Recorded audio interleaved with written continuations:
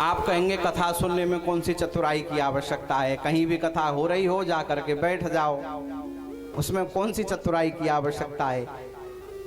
भागवत का एक शब्द भी व्यर्थ नहीं है, एक अक्षर भी व्यर्थ नहीं है। कहा है कथामृत रसा स्वाद कुशल। जैसे पानी पीना हर किसी से नहीं आता ना, ऐसी कथा सुनना भी हर किसी से नहीं आता। आप कहेंगे ये और विचित्र बात बता रहे हैं, पानी पीना कौन नहीं जानता। नहीं, पानी पीना हर किसी से नहीं आता। आप कभी नदी किनारे जाइए, गाय जब पानी पीने आए तो आप देखना, गाय अपने 2 पैर नदी में रखेगी और शुद्ध जल पिएगी, और उसके बाद जो जल पीने वाले हैं उनके लिए भी शुद्ध जल छोड़ के आएगी।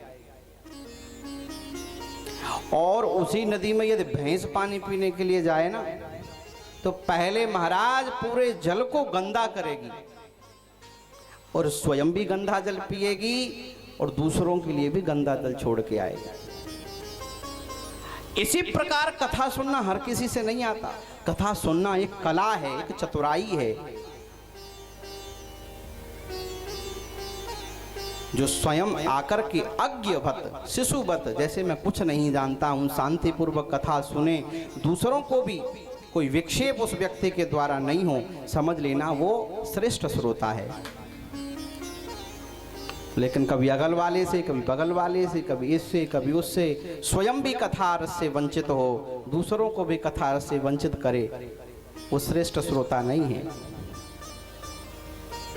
उपाधि लेकर के जो कथा सुने, अरे हम तो इतने पढ़े लिखे हैं, हमने संस्कृत विषय में PhD किया है और ये क्या सुनाएगा कथा हमको, हैं? ये कल परसों का छोरा, हमारे बाल सफ़ेद हो गए संस्कृत पढ़ते पढ़ते, हमने BHU से इसी पर शोध किया है, ये क्या कथा सुनाएगा।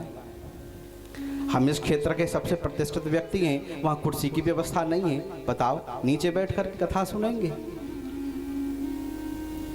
ये कोई बात है। ऐसी धारणा से जो कथा सुनता है वो कथा के वास्तविक फल से वंचित हो जाता है।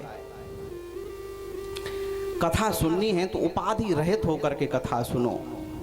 भूल जाओ कि तुम विद्वान हो, भूल जाओ कि तुम श्रेष्ठ जाति से हो, भूल जाओ कि तुम ज्ञानी हो, भूल जाओ कि तुम अधिक आयु वाले हो।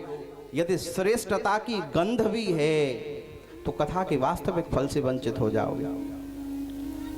हस्ती मिटाकर के कथा सुनोगे तो कथा की मस्ती का आनंद ले सकोगे।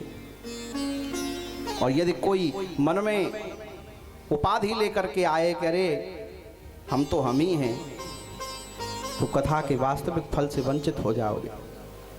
आपको आश्चर्य होगा, रामचरितमानस किसने लिखी?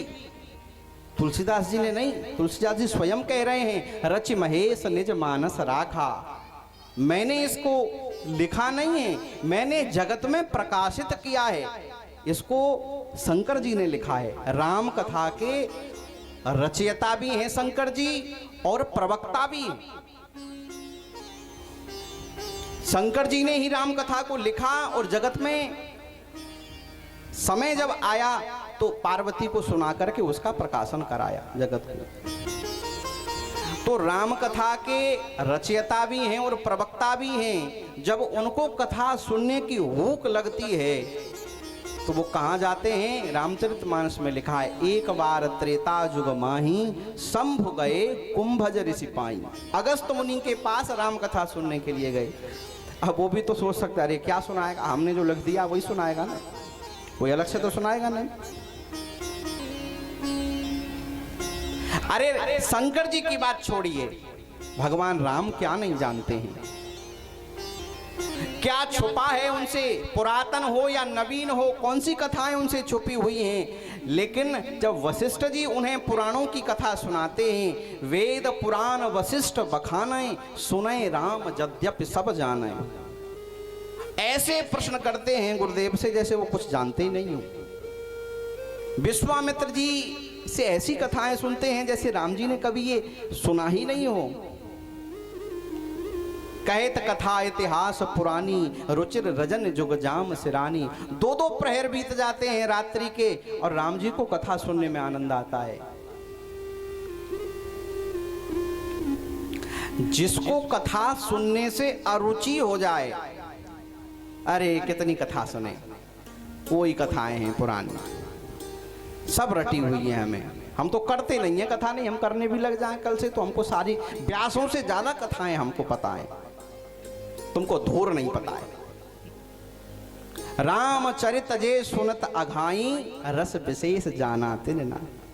जो रामचरित्र को सुन करके प्रवक्ता भी हूं, मैं आपकी बात नहीं कर रहा हूं, मैं अपनी भी कर रहा हूं। किसी प्रवक्ता के मन में भी यदि ऐसा है कि अरे हम तो यही कथा करते हैं, किसी दूसरे की क्या सुने, कोई कथा उसने ना सुनी ना कही, वाणी का विलास है, लोगों का मनोरंजन किया होगा, कथा का वास्तविक फल उसको भी प्राप्त नहीं हुआ है। कथा उपाधि रहित होकर के सुनोगे तो कथा के वास्तविक फल को प्राप्त कर सकोगे। श्री शौनक जी इसी प्रकार के श्रोता हैं।